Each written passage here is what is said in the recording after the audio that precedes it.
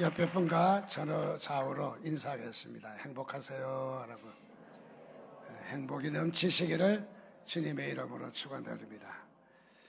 특별히 우리 예수님께서는 이 땅에 33년 육신의 몸을 입으시고 계셨습니다.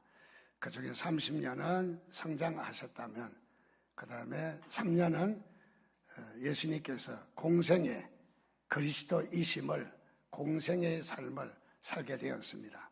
그래서 3년은 공생의 삶이다. 물론 그 전의 삶은 그러면 공생의 삶이 아니냐 그렇게 말할 수 있겠지만 그 말은 아니고 그때에도 역시 서른이 되기까지도 공생의 삶을 살았지만은 집중적으로는 3년간 공적인 그리스도라는 삶을 사셨다. 그래서 공생의 삶을 사셨다. 그렇게 말할 수 있습니다. 공생의 가운데서는 특별히 제자들을 많이 양육하셨습니다.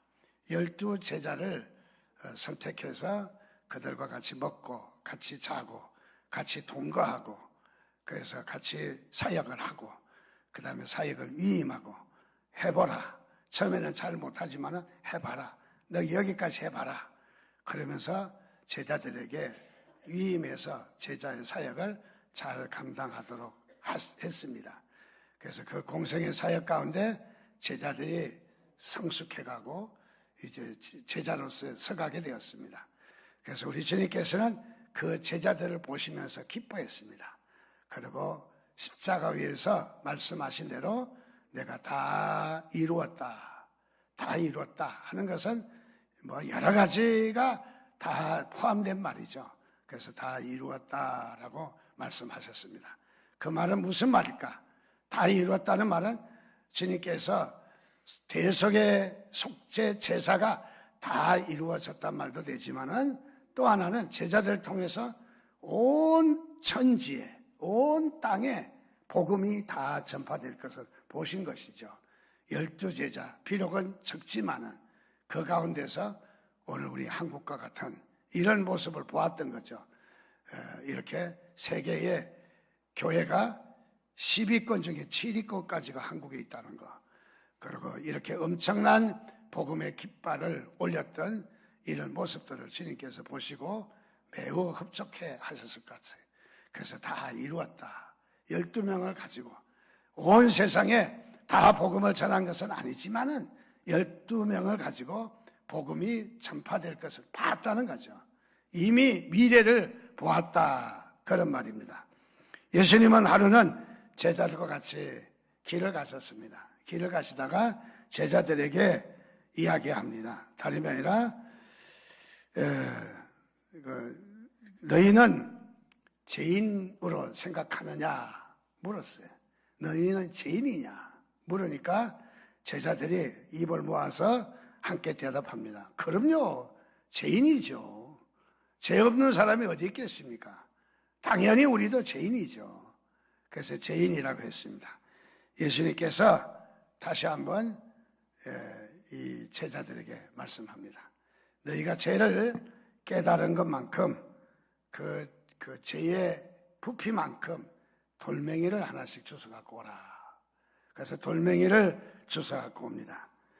베드로는 커다란 돌멩이, 좀 미련스럽잖아요. 베드로는 그걸 주워 갖고 낑낑 앓면서 막 가져오는 거예요. 근데 그 옆에 누가 옆에 따라오느냐면은 가룟 유다가 따라와요.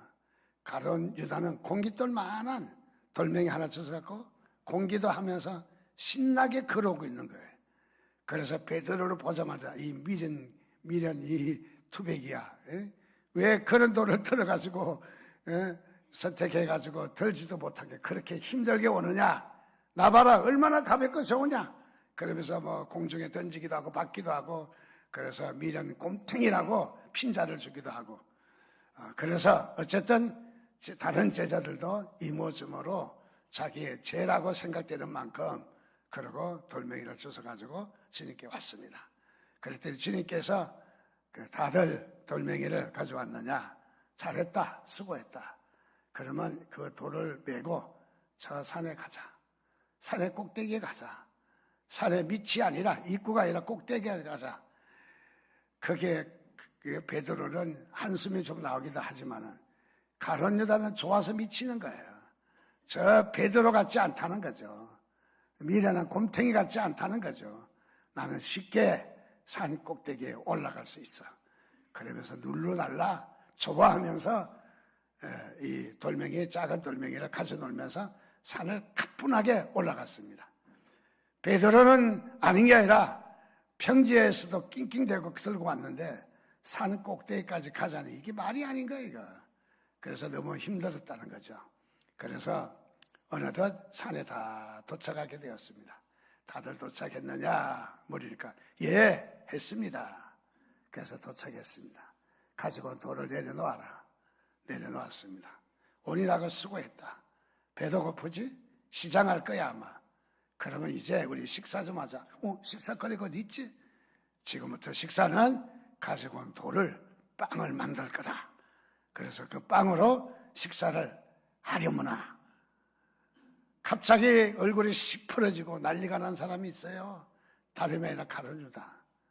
아니 그럴 줄 알았으면 좀 웬만치 큰 걸 갖고 올 걸. 여기 공깃돌만을 갖고 와서 뭐예요? 입에 풀칠도 못하는.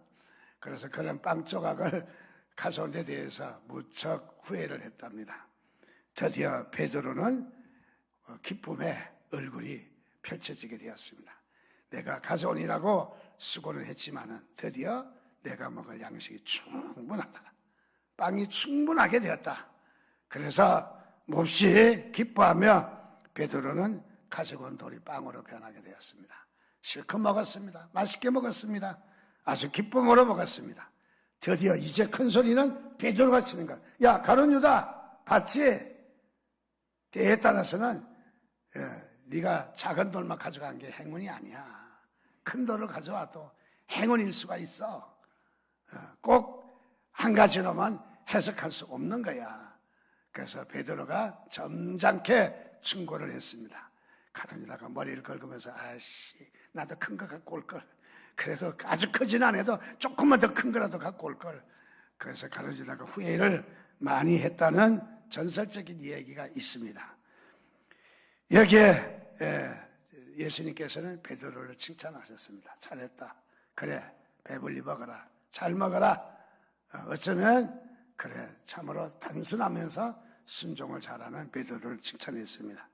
베드로는 그런 마음이 들었습니다. 때에 따라서 내가 지은 죄가 덕이 될 줄이야. 죄를 지은 것이 어쩌면 덕이 될 줄이야. 이대로 해석하면 좀 문제가 있어요. 죄가 덕이 되는 것이 아니라 죄를 깨달은 것이 덕이 되는 거죠. 이 돌멩이를 주워갖고 온 데 대해서는 죄를 깨달은 대로, 죄는 누구든지 있지만은 어떻게 깨닫느냐가 중요하잖아요. 그래서 죄를 깨달은 대로 돌멩이를 선택해서 가지고 왔다. 그래서 베드로는 죄를 깨달은 것이 이렇게 큰 덕이 될 줄이야. 참으로 이 죄 자체는 아니지만은 그러나 깨달은 것이 얼마나 복인가. 여러분 죄를 깨닫는 것이 복입니다. 우리가 죄를 안 지을 수는 없잖아요. 그렇다고 죄를 마음 놓고 지으라는 것은 아닙니다. 최선을 다해서 죄를 멀리해야 되지만은 그러나 우리가 죄를 회개한다면은 죄를 깨닫는다면은 이 죄가 우리에게 또 큰 복이 될 줄 믿습니다. 그래서 크게 깨달은 사람은 크게 깨달을 것이고 작게 깨달은 사람은 그 은혜도 작을 것이라 생각합니다. 그래서 자기 자신이 죄인임을 여러분 깨닫는 것이 얼마나 중요한가. 또 죄인임을 깨달은 자는 오늘 십자가의 은혜가 무엇인가도 깨달을 수 있다고 봅니다. 그래서 우리는 죄가 깨닫는 그런 삶이 되시기를 바랍니다.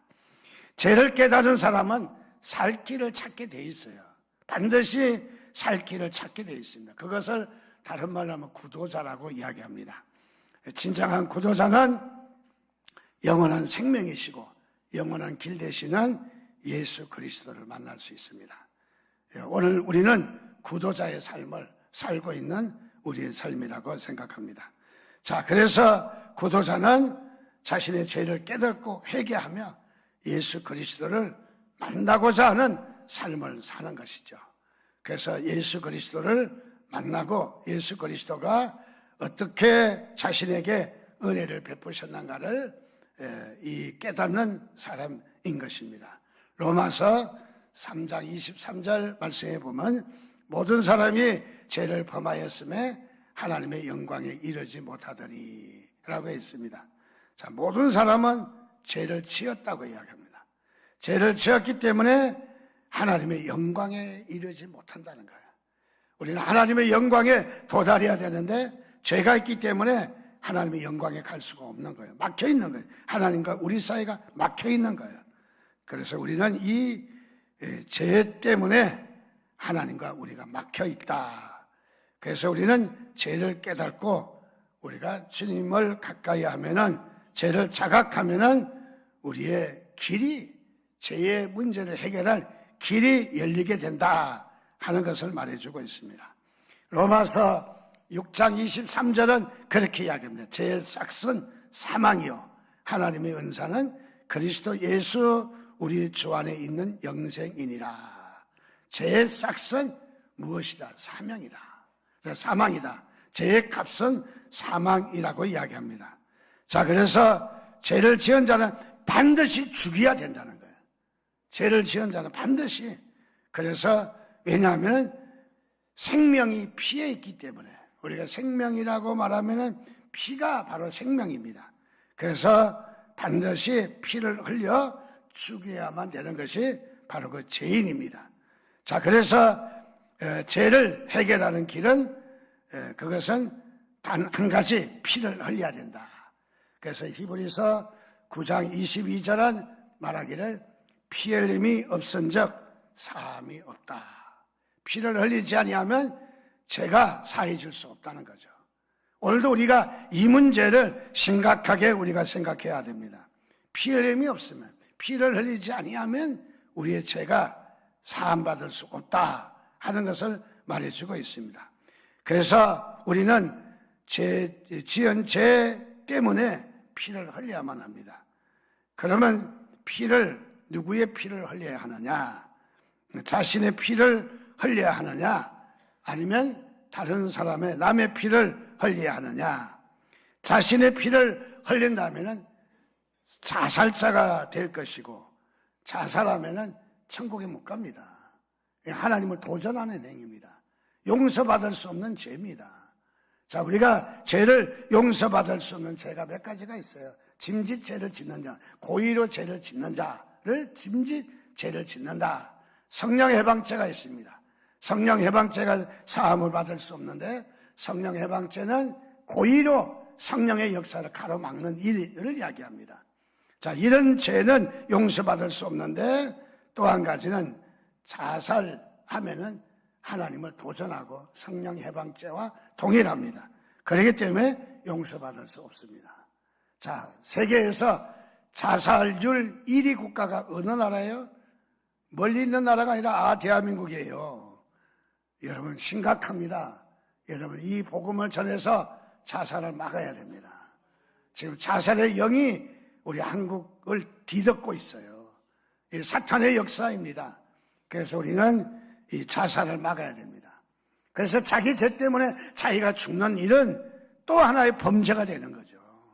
그래서 자살하기 때문에 자기의 죄를 사할 수가 없다는 것을 말해주고 있습니다. 또 다른 사람의 피를 흘리자면은 어떻게 되겠습니까? 역시 살인자가 되는 거죠.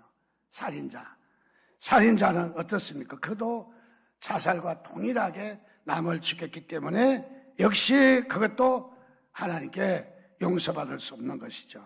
자, 그래서 살인자가 바로 되는 것을 말해줍니다. 그래서 우리가 죄를 해결하기 위해서 자살할 수도 없는 일이고, 살인할 수도 없는 일이고, 또 죽어봤자 그것은 본인의 죄를 위해서 죽은 거지 다른 사람의 죄까지는 유효하지 않다는 것이죠. 그래서 이 죄를 해결할 길이 없어지게 된 것입니다. 창세기 3장 6절 7절 말씀에 보니까 아담이 하나님을 배신하고 동산 중앙에 있는 선악과를 따먹음으로 말미암아 하나님을 순종하지 않았습니다. 하나님을 어겼습니다. 죄를 지었습니다. 그것을 원죄라고 합니다. 원죄가, 원래의 죄가 있고 또 하나의 죄가 있는데 자범죄가 있습니다. 개인이 행하고 개인이 은행 심사에 따라서 죄를 짓는 것이 있는데 그것은 자범죄입니다. 자, 원죄 플러스 자범죄가 있습니다. 자, 이 죄를 해결하기 위해서 스스로 아담은 자기의 스스로 길을 찾았습니다. 그것은 무엇이냐면 무화과 나무 잎으로 죄진 그들이 하나님 보시기에 부끄러웠기 때문에, 단순히 여기서는 무화과 나무 잎을 이야기했기 때문에 나무잎이 가려준다고 해서 오전에는 죄를 가리우는 것이 아니라 표현이죠. 표현. 자, 그래서 무화과 나무 잎으로 자신의 하체를 가렸습니다. 부끄러움, 치부를 가렸던 것이죠. 그래서 자신의 치부를 좀 가려보았습니다. 그렇게 해서 자신이 죄의 길을 좀 해결해 보려고 스스로 길을 찾았습니다. 그렇게 찾았지만은 그러나 이 무화과 나무로 자신의 죄를 해결할 수는 없었던 것이죠. 창세기 3장 21절을 보니까 여호와 하나님이 아담과 그의 아내를 위하여 가죽 옷을 지어 입히시니라. 가죽 옷을 지어 입혔다. 인간이 스스로 만든 이 죄의 길을 해결될 수 없기 때문에 하나님께서 가죽 옷을 지어 입으셨다. 가죽 옷은 이것은 누군가 피를 흘려야 되는 것을 이야기합니다. 그 짐승의 피를 흘리는 것을 이야기합니다. 가죽이 견고하기 때문에 가죽이면 된다라는 생각을 버리시고 여기에 가죽이라는 것은 바로 여기에 하나님 우리 피 흘리는 것을 강조합니다. 피를 흘림으로 죄가 용서받는 앞으로 있을 이 대속의 사건을 설명하고 있는 것입니다. 그래서 죄의 대가는 반드시 피를 흘려야 된다. 그래서 내가 죽든지 누가 죽든지. 그런데 그 해결책은 바로 짐승이 대신하게 되었다. 짐승이. 그래서 짐승이 피를 흘리심으로 아담과 하와가 가죽옷을 지어 입게 되었다. 그래서 부끄러움을 감춰주고 그리고 죄를 해결하려고 했던 것을 봅니다. 이것이 복음입니다. 복음은 무엇이냐? 좋은 소식입니다. 복음은 깜짝 놀랄 소식입니다. 복음은 무엇입니까? 오늘 우리에게 죄로 말미암아 죽을 수밖에 없는 우리들을 바로 누군가가 대신해서 죽으셔서 죄의 문제를 해결하셨다 하는 것이 복음이에요. 바로 여러분의 죄 문제가 주님께서 해결하신 것을 믿으시기를 주님의 이름으로 축원드립니다. 그래서 이 오늘 성례식과 또 이 성찬식, 학습, 세례식 모든 것은 무엇이냐? 우리가 죄에 대해서 죽고 의에 대해서 산다. 뭘로 말미암아 사느냐? 예수 그리스도의 은혜로 살게 되었다. 그래서 우리는 은혜로 살게 된 것을 믿으시기 바랍니다. 마태복음 18장 23절에서 27절 말씀에는 천국은 그 종들과 결산하려 하던 어떤 임금과 같으니 결산할 때에 10,000달란트 빚진 자를 데리고 오매 갚을 것이 없는지라 주인이 명하여 그의 몸과 아내와 자식들과 모든 소유를 다 팔아 갚게 하라 하니 그 종이 엎드려서 이 용서를 구할 때 주인이 불쌍히 여겨서 그 빚을 다 없는 것으로 탕감해 줬다 하는 말씀입니다. 여기에 대충 10,000달란트는 1억에 해당합니다. 화폐 계산을 하면은 쉽게 계산하면 10,000달란트면은 빚진 것이 얼마냐면 1조 원이라는 거예요. 여러분 1조 구경이라도 해봤습니까?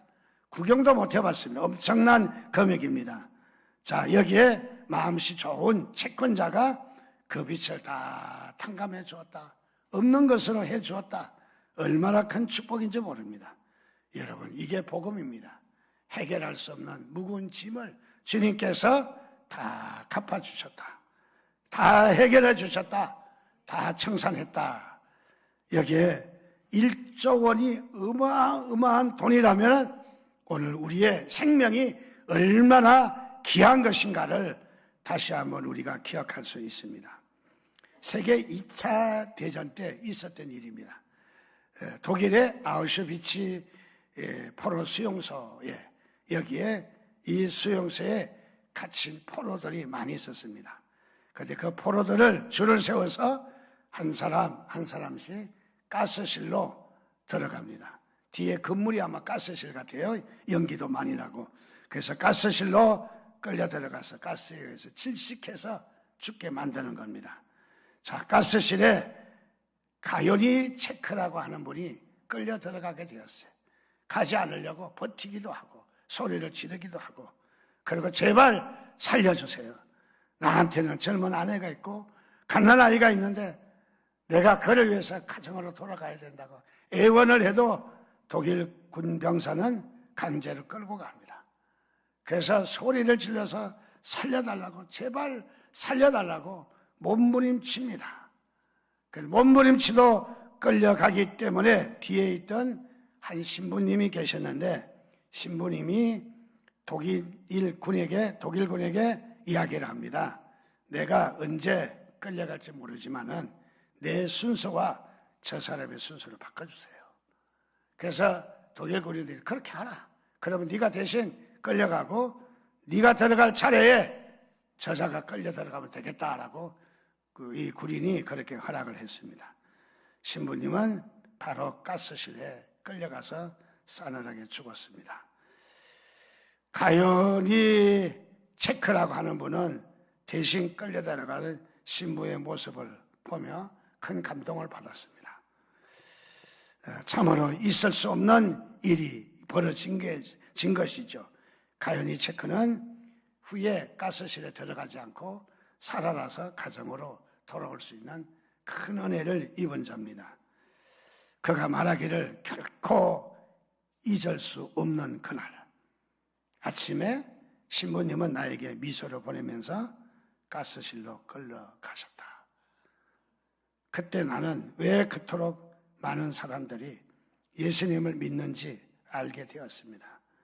나는 마치 골고다 언덕의 십자가 옆에 서 있는 것 같은 전율을 느꼈습니다. 십자가의 은혜를 깨닫게 되었습니다. 조용히 무릎 꿇어 그 십자가의 은혜를 되새기며 주님 앞에 나아가는 시간이 되었습니다. 라고 고백하는 것입니다. 얼마나 복된 소식입니까?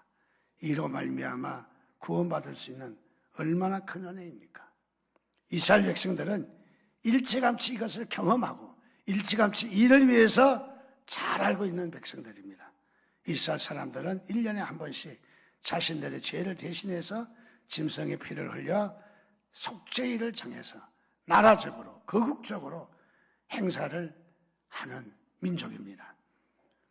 그래서 대제사장이 1년에 한 번씩 들어가서 피 없이는 아니하나니 이 피는 자기와 백성들의 허물을 위해서 드리는 것이라. 히브리서 9장에 있는 말씀대로. 그래서 이스라엘 백성들은 자신의 죄를 잘 자각하는 사람입니다. 그래서 연례 행사로 속죄를 정하고 이 속죄 행사를 하는 것이 이스라엘 사람들입니다. 오늘 성경 15절에서 16절에도 보면은 또 백성을 위한 속죄제 염소를 잡아 그 피를 가지고 시장 안에 들어가서 그 수송아지 피로 행한같이 그 피로 행하여 속죄소 위와 속죄소 앞에 뿌릴지니 곧 이스라엘 자손의 부정과 그들이 범한 모든 죄로 말미암아 지성소를 위하여 속죄하고 또 그들의 부정한 정에 있는 회막을 위하여 그같이 할 것이요. 또 20절 22절에도 그 지성소와 회막 제단을 위하여 속죄하되 속죄하기를 마친 후 살아있는 염소를 드리라. 아론은 그의 두 손으로 살아있는 염소의 머리에 안수하여 이스라엘 자손의 모든 불의와 그 범한 모든 죄를 아뢰고 그 죄를 염소의 머리에 두어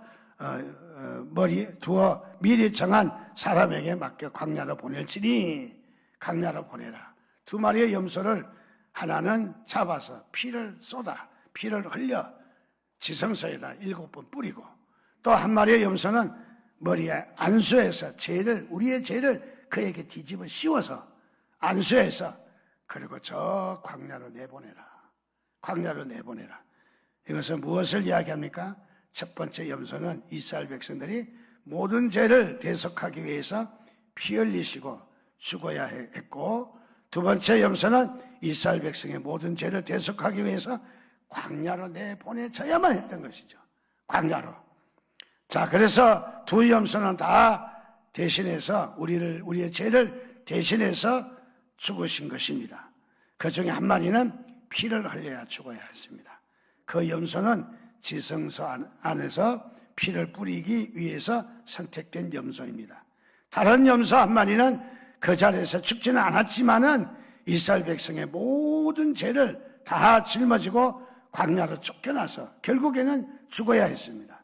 그러니까 한 마리 염소는 지성소 안에서 제물에 대해서 피 흘려서 십자가에 달린 예수 그리스도를 상징하는 것이고, 다른 한 마리 염소는 광야로 쫓겨나서 아사셀 제물이라고 그러죠. 아사셀 제물이라고 그러는데, 우리 주님께서 십자가를 지심으로 버림받으셔서 우리 오늘 찬양에도 버림받아 장미꽃같이 바로 그 버림받아 우리 주님께서 버림받으셨다는 것을 말해줍니다.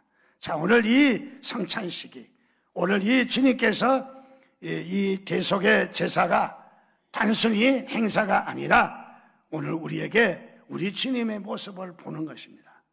우리 주님의 십자가의 사건을 대하는 것입니다. 그래서 지금은 상징적으로, 의미적으로 또는 지나간 우리의 기념함으로 우리가 이 일을 다시 한번 대속하지만은 바로 여기에 우리 주님의 모습을 다시 한번 되새기는 바로 그런 모습입니다. 히브리서 9장 12절은 그렇게 말합니다. 염소와 송아지 피로 하지 아니하고 오직 자기의 피로 영원한 속죄를 이루사 단번에 성소에 들어가셨나니라. 이스라엘 백성은 1년에 한 번씩 짐승을 잡아서 제사를 드렸는데, 오늘 주님께서 바로 십자가에서 죽으시고 고난받으시고 거기에서 단번에 죽으신 것은 단번 일의 행사로 끝났다는 말이에요. 일의 행사로 끝났다. 그래서 우리 예수님은 이 세상 사람들로부터 철저히 버림받음을 당하시고 또 아사셀 염소로 말미암아 이 세상의 모든 죄를 대속하기 위해서 십자가에서 피 흘려서서 이렇게 외면당하신 모습을 우리는 발견할 수 있습니다. 그러므로 오늘 우리는 이 교회에서 오늘 이 고난주간을 통해서 우리가 되새겨야 될 것은 하나님의 은혜입니다. 십자가의 은혜입니다.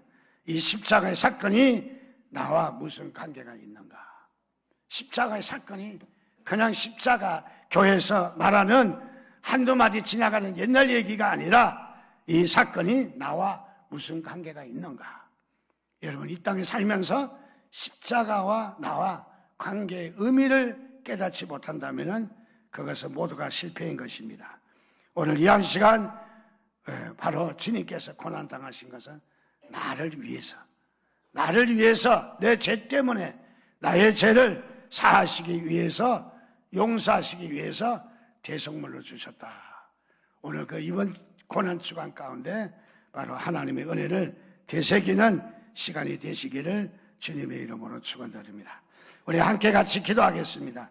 그렇습니다. 우리 주님께서 이 땅 위에 십자가에 달리시고 외면당하시고 채찍 맞으시고 그리고 피와 땀을 쏟으신 모습이, 그것이 우리는 어떤 옛날 얘기가 아니라 오늘 주님께서 우리에게 주신 참으로 우리의 죄를 대속한 복음이었습니다. 오늘 나에게 전달된 이 복음을 내가 깨닫게 해달라고 이 한 시간에 우리 주여 한번 부르짖고 같이 기도하겠습니다.